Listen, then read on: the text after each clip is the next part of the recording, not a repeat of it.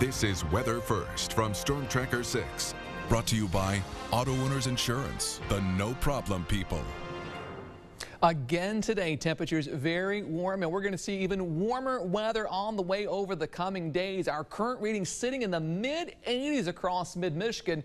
That's not even our highs. Take a look at the almanac today. Some pretty important numbers. 87 degrees the high temperature, not too far away from that record of 94 degrees. So very warm and also very dry. This is a pattern we've been seeing over the past several months. Now we're above average, over 2 inches for the year, but at least for the day, 1,300's below normal. You look at temperatures as we were moving through June, July, and August, and rainfall. Precipitation goes from above normal in June to way below normal in August, and we've continued that into September, and temperatures were well above normal and now getting a little bit cooler, and the combination of those two affecting the fall foliage. More on that coming up. Satellite and radar right now shows mostly clear skies here. We're watching a few showers and thunderstorms beginning to blow up to our west. That's what's in the forecast for us tomorrow. Precision cast through the overnight hours, that line of showers really falls apart, so maybe a sprinkle out there at 7 o'clock with the chance of rain overall fairly low. Into the afternoon hours, high temperatures tomorrow between 85 and 90 degrees. That may be warm enough for a few afternoon showers or thunderstorms. No severe weather is anticipated, however.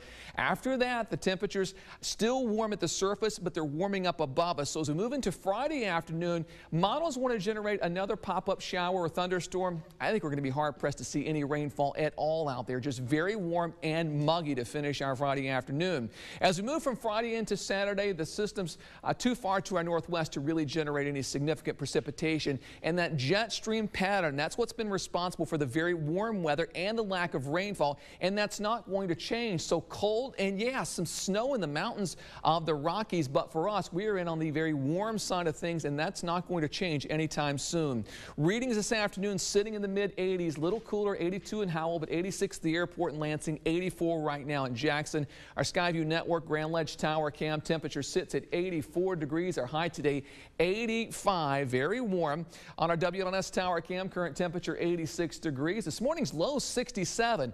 Average low is in the upper 40s, way above normal. On the Jackson cam, we've still got plenty of sunshine. Current temperature 84, also the high for the day, and this morning's low down to 66 degrees. Tonight's forecast then mostly clear and muggy. Your low temperature 68 degrees. There's that average low right around 50 degrees. As we check out the forecast for tomorrow, temperatures starting out near 70 by 9 a.m. We're climbing into the mid-80s through 5 o'clock on your day leaf planner with a chance for a few afternoon showers and thunderstorms. Not a high chance for rain, but there will be a few out there. The 6-day forecast, 88 on Friday, warm on Saturday, 88 degrees. Cooling off, if you can call it. They had 87 on Sunday, 87 degrees on Monday, 83 on Tuesday. Then we get some fall-like temperatures back in the area. By the middle and end of next week, highs in the upper 60s Thursday and Friday, lows back into the 40s, and Saturday and Sunday, a slow warming trend back in the 70s. So very interesting weather pattern. It's not uncommon to see warm weather this time of the year, but to last this long, that is unusual. It surely is. And this morning started out a little cool, but boy, it turned out great. Yeah, summer-like out there, huh? It doesn't want to give it up. Summer just doesn't want to give it up. I don't want it to give up just yet. Well, we call this Weather Wednesday. Yeah, we certainly do, and that's what we're going to be talking about tonight. You may have noticed, a lot of our viewers have, certainly, that the leaves are changing a little bit early this year. Well, coming up next, we'll take an in-depth look at why that is in our Weather Wednesday segment. That is straight ahead on 6 News at 5:30. It's that time of the year when the Michigan landscape transforms into a sea of yellows, reds, and oranges. Fall leaf viewing isn't only fun to do, it means big bucks for our state in terms of tourism. But this year it seems like we're off to a bit of an early start. Associate Professor Dr. Burt Craig with the MSU Department of Horticulture says that's exactly what's happening. We are in a lot of areas.